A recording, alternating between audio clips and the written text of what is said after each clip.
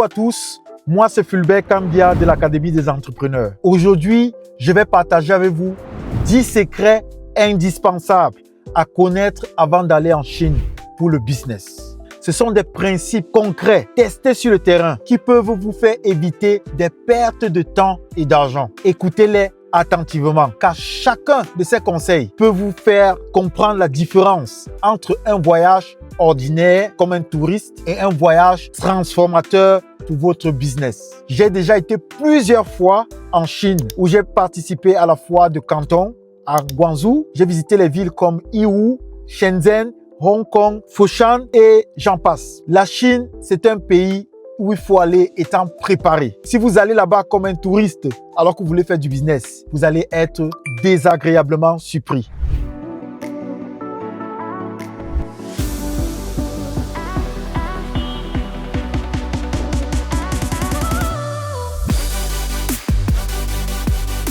L'Académie des entrepreneurs.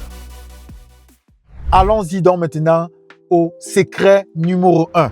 Ne partez jamais en Chine sans visa business. Si vous voulez faire du business en Chine, n'allez pas là-bas sans visa business.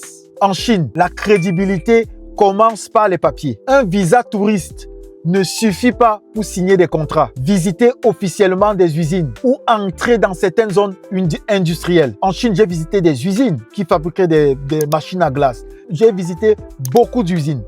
Et pour aller même dans la foire de Canton, il fallait que nous ayons une accréditation. Un badge avec une accréditation et sans ce badge, pas moyen d'entrer. Avec un visa business, vous avez 3 signaux forts que vous donnez. Vous respectez la loi chinoise, vous êtes un partenaire sérieux et vous êtes prêt pour des discussions au niveau professionnel. C'est donc pourquoi vous devez préparer votre dossier avec une lettre en tête de votre société, décrivant l'objet de votre voyage, la liste des villes et des entreprises que vous comptez rencontrer, ainsi qu'une invitation de votre partenaire chinois sur place. Croyez-moi les amis, c'est très important. Avec ça, vous gagnez en crédibilité et vous pouvez visiter toutes les usines sans problème. Assurez-vous toujours que votre passeport ait assez de pages libre et une validité suffisante. Vous devez préparer lors de votre voyage une copie papier de votre passeport et une copie numérique des documents que vous transportez dans votre téléphone. Si possible, sur un cloud sécurisé. Comme ça, le jour où l'on vous demande une preuve de votre visite là-bas ou un justificatif d'activité, vous gagnez en temps et vous gagnez en assurance. Un visa business, c'est plus que ce que vous pensez. C'est plus qu'un document. C'est votre première carte de visite. Vous devez toujours l'avoir avec vous. C'est très important les amis. Ça, c'est le secret numéro 1. Secret numéro 2. Apprenez à utiliser WeChat. WeChat est très important. C'est une application. En Occident, en Afrique et partout, nous avons WhatsApp, nous avons TikTok et tout le reste. Là-bas, eux, ils utilisent WeChat. Vous devez apprendre à utiliser WeChat comme un pro. En Chine, WeChat, c'est la colonne vertébrale de la communication professionnelle. C'est aussi votre téléphone. Ça joue plusieurs rôles à la fois. Ça joue le rôle de votre téléphone. Ça joue le rôle de votre email. Ça joue le rôle de votre carnet d'adresses. C'est votre espace d'échange de fichiers. Et c'est très important, croyez-moi les amis.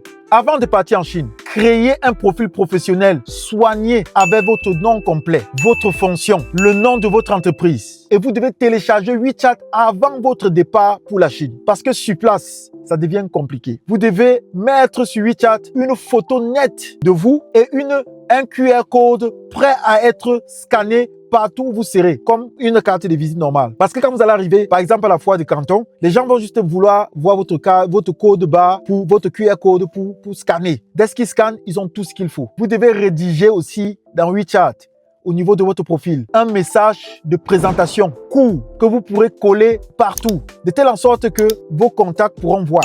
Organisez aussi dans votre téléphone un dossier avec votre logo, un extrait du registre de votre commerce si vous l'avez, une présentation PDF de votre société, des fichiers techniques et des photos des produits que vous vendez. Si vous avez déjà des échantillons, prenez aussi ça avec vous. Les amis, WeChat est important. WeChat est très réactif. Avec WeChat, vous pourrez être en communication instantanée avec les fournisseurs, avec les déclarants, avec tous ceux-là que vous allez rencontrer sur place en Chine. Répondez clairement quand vous allez recevoir les messages. Numérotez vos questions. Nommez les fichiers de manière professionnelle. Créez des groupes distincts pour l'usine. Si vous êtes allé dans une usine de fabrication de glace, créez un groupe distinct avec avec cette entreprise. Si vous êtes allé dans une usine qui fabrique les tablettes, les téléphones, créez un groupe pour cela. La logistique et la qualité est important. Ça vous permet d'éviter les confusions. C'est pourquoi vous devez numéroter chaque groupe de telle en sorte que vous pouvez répertorier ça facilement. Plus votre communication est structurée, plus votre interlocuteur chinois vous prendra au sérieux. Secret numéro 3. Ne parlez pas des prix lors de votre premier rendez-vous.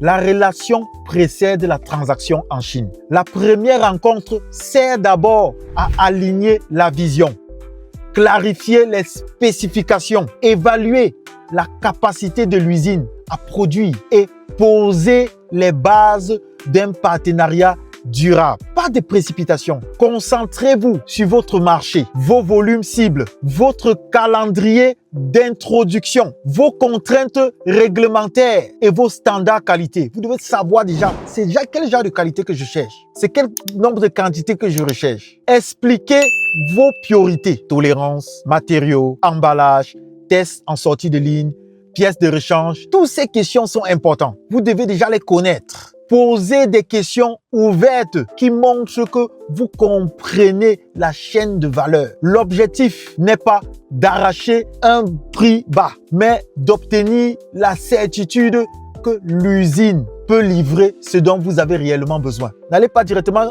au premier rendez-vous. C'est quoi le dernier prix? C'est quoi le bon prix pour moi? Non, le Chinois directement va vous prendre comme quelqu'un de pas sérieux et les prix vont exploser. Ils vont gonfler les prix. Vous devez vous positionner de manière calme, professionnelle. Cela va créer un climat de confiance. Et quand vous allez revenir ensuite, vous pourrez parler du prix. Vous allez voir maintenant que vous avez mis sur pied des bases solides. Et le Chinois vous prendra au sérieux. Et vous allez arriver là-bas avec des alternatives structurées.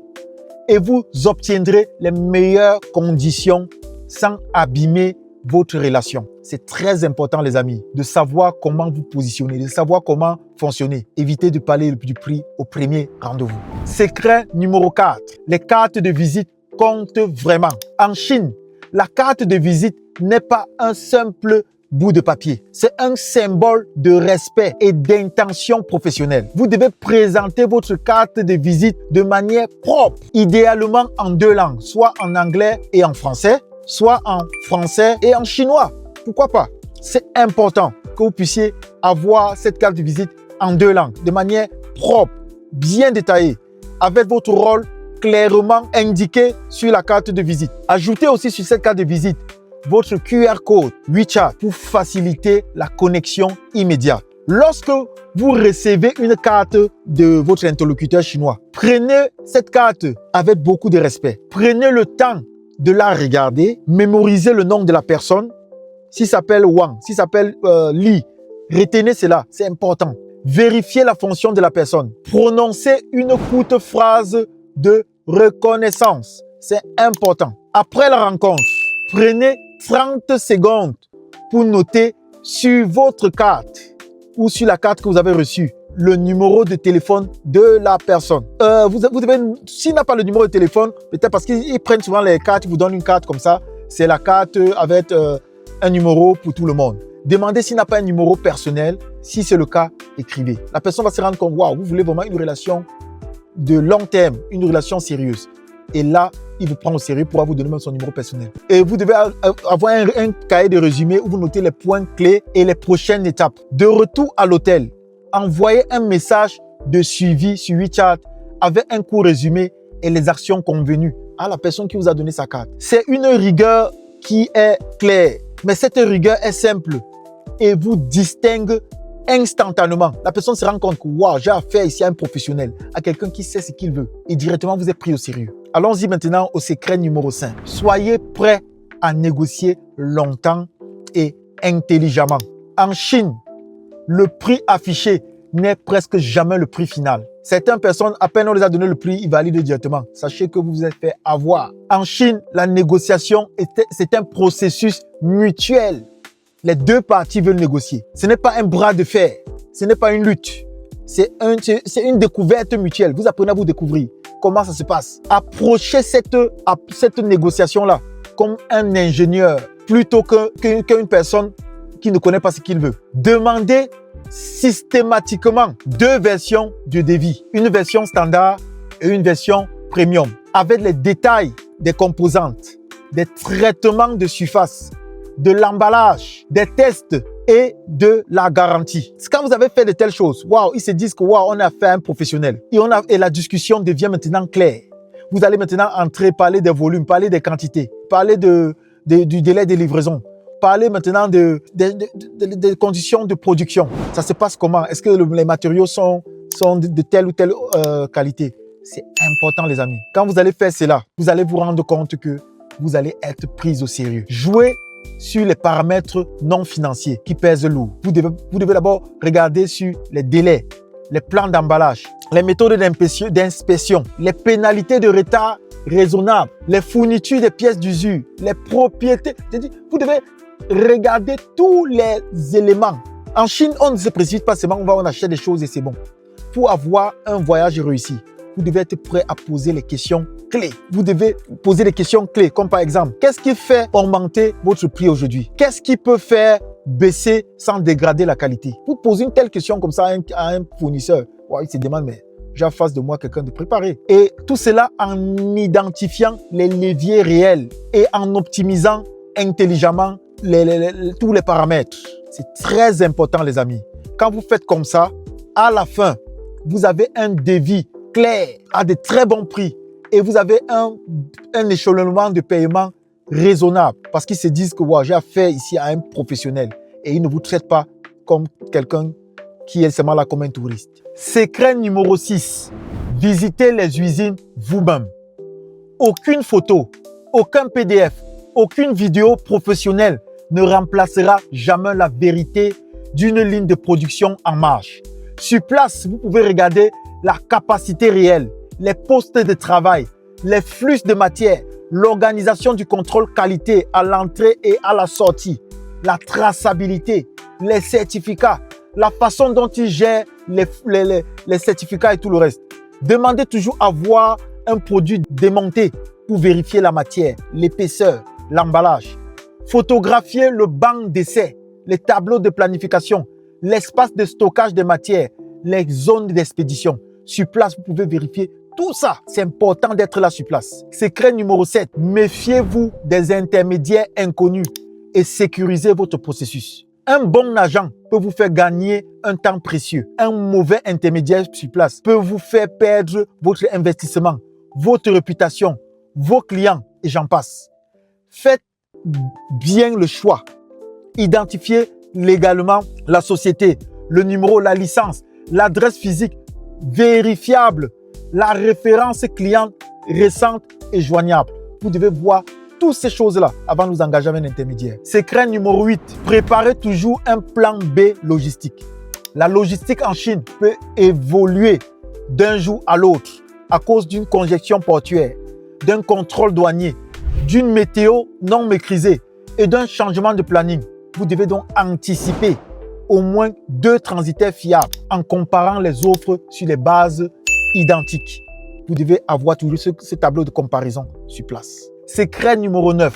Respectez profondément la culture locale et soyez intentionnel. La Chine accorde une grande importance au respect, à la cohésion et à la mémoire des gestes. Une petite attention, un cadeau symbolique de votre région, une carte écrite proprement, une photo d'équipe imprimée après une visite peut ouvrir de grandes portes. Arrivez à l'heure, tenez vos promesses, répondez rapidement aux questions.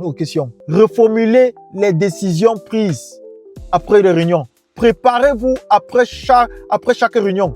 Évitez de contredire frontalement votre interlocuteur.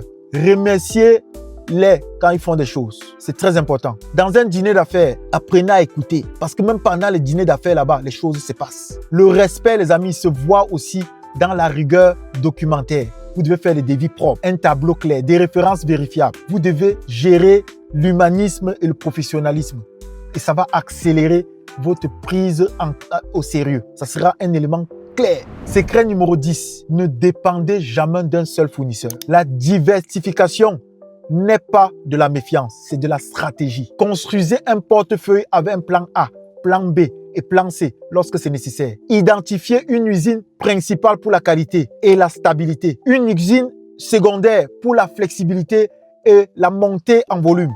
Et une troisième usine de secours capable de prendre les relais sur tous les autres critères. Documentez les différences entre les processus, entre les différentes usines, de manière à éviter les problèmes et les mauvaises surprises. Maintenez des échanges réguliers avec vos partenaires. Même quand vous n'avez pas passé de commande, apprenez à garder des conversations avec eux. Gardez, les amis, une relation vivante. Parce qu'il y a des gens qui n'écrivent que quand ils veulent quelque chose. On voit dans ce qu'ils font seulement le calcul des intérêts. Vous devez éviter ce genre de choses.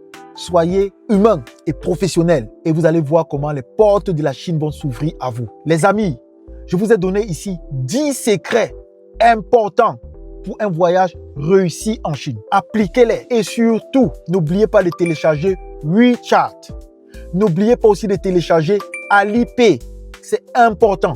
Dans l'application Alipay, vous pourrez prendre même les taxis. Vous pourrez commander à manger. Vous pourrez commander tout ce que vous pouvez. Même payer, vos fournisseurs directement là. Je vais faire une autre vidéo où je vais vous parler des applications importantes, indispensables à télécharger avant d'aller. Les amis, si vous n'êtes pas encore abonné, n'hésitez pas de le faire. Dans cette chaîne, nous vous apprenons à maîtriser les rouages du business en Chine. Nous sommes l'Académie des entrepreneurs. L'année prochaine, le 6 juin 2026, nous organisons une masterclass dans la ville de Essen en Allemagne. Le lien est dans la bio de cette vidéo. Enregistrez-vous, les places sont tellement limitées.